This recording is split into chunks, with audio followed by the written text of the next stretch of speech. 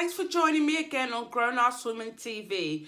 This is a brand new channel which caters for the middle generation. So you know, we're still on fleek, we're still slaying, but we're not getting down at the nightclub every Saturday night, every Sunday night, but we're also not ready to book ourselves into the retirement home. So you know, we're still doing our thing, we still got a lot to say, still got a lot to give. So we cover all topics on this channel, including sex, dating, children, marriage, entertainment, travel, you name it, we cover it here. So come on board, show some love to your girl by subscribing and sharing with your family, sisters, aunties, cousins, sister-in-laws, grandma, granddad, lover, ex-lover, neighbour, you name it, we're here to entertain and we're here for your viewing. So, man, did it all go off last week? Did it all just kick off last week? Grown ass women fighting in public. Come on now, girls. So we got Nicki Minaj and we got Cardi B, and we know these girls are not, you know, best of buddies. We know they've got history, we know they've had beef, and so it must have really got really deep this time for it to just come to a head at an event last week where it all kicked off. Cardi B decided to do what she does best, take off those platforms and start throwing it.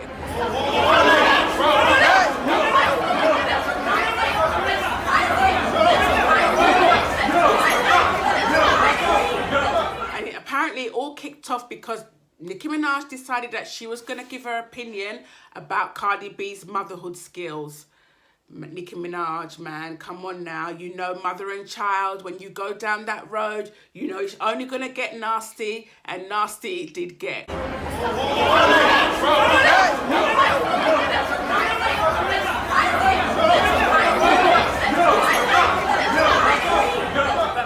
Is, you know what I really wanted to discuss? I really wanted to kind of discuss, is there any age limit for fighting in public as a grown-ass woman? Like, ladies, or even gentlemen, you know, do we get to a point in life that we say, we're not going there, we're just too grown-ass for that kind of thing?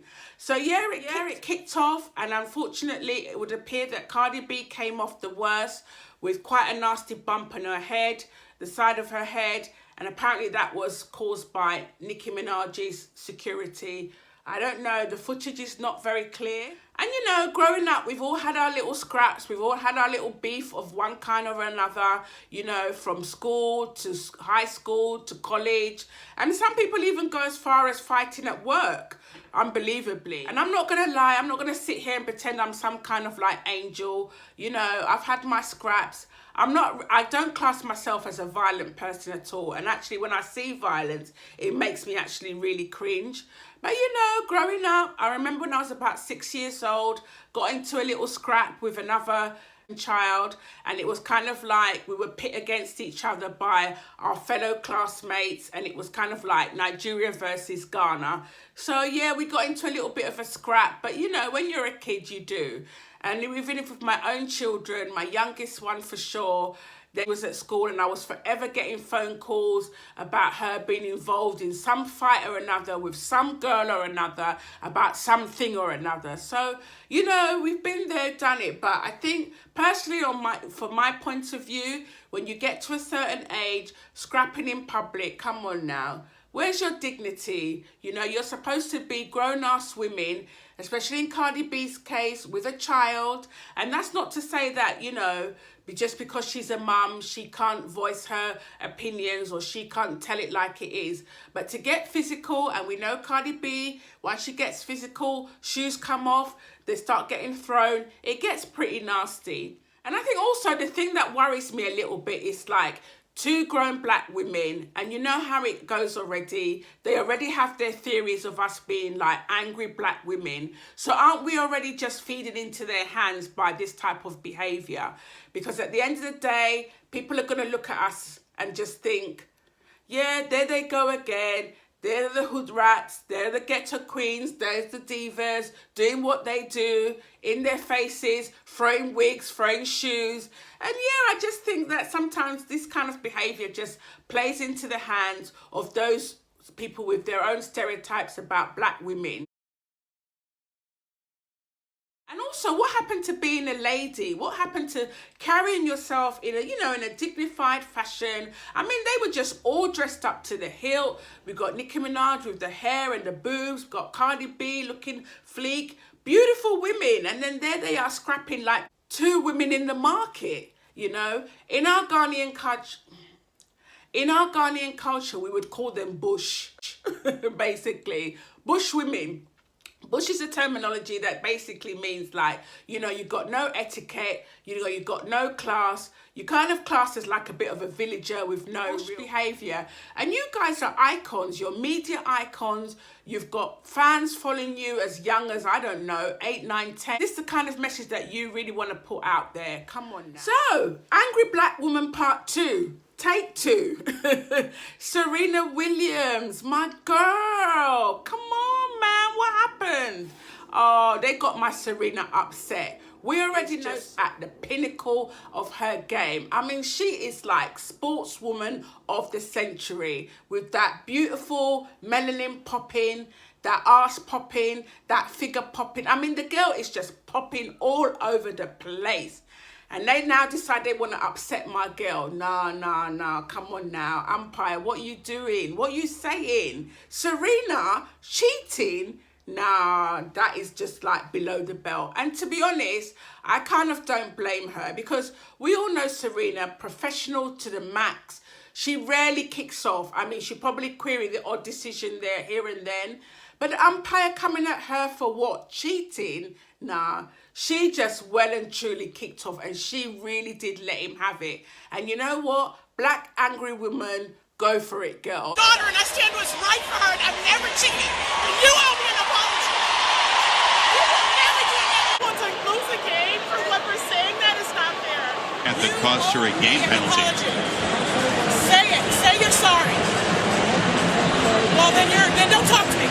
Don't talk to me. Because what are they trying to say? They've already given her grief over the years about her physique, how she's like a man, how she's, robotic, how, she takes steroids, what kind of body is that? It's all this, that, all sorts of like just relentless criticism of a woman that is so professional, has worked damn hard to get to where she is at in life.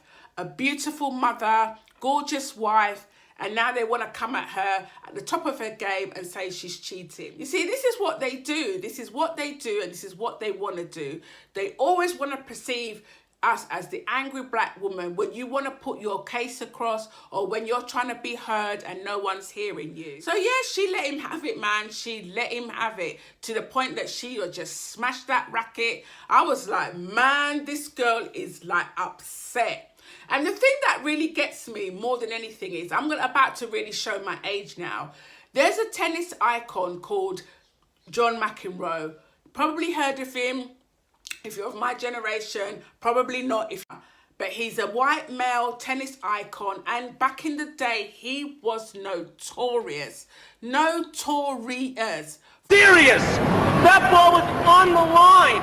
Shot flew up. It was clearly in. How can you possibly call that out?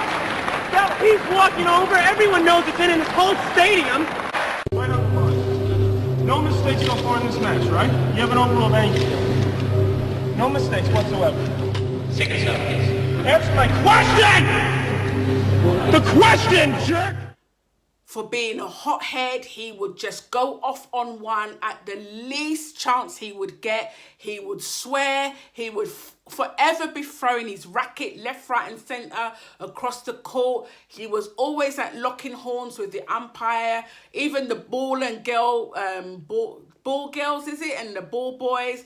But it was entertainment. He was just seen as charismatic. He was just seen as entertaining. He was seen as, having the right to express his opinion because he had white male privilege. It was okay for him to react that way. Now, my girl Serena, no, she's the black angry woman, quote unquote, and now they decide they want to make cartoon characters of her with the lips and, just this like monstrosity of a cartoon. I don't even know what that was about. So sexist, so racist, so unnecessary. So you know what, Serena? You do you as you always do. And at the end of the day, we're never going to win anyway, because we're always going to be seen as the less beautiful in terms of beauty by race. You know, at the end of the day, we're the ones that are less desirable, you know, no matter. And what even makes me kind of laugh is that, you know, we're less desirable, but then people are plumping their lips to get our lips. You know, they're filling their buttocks to get our bums.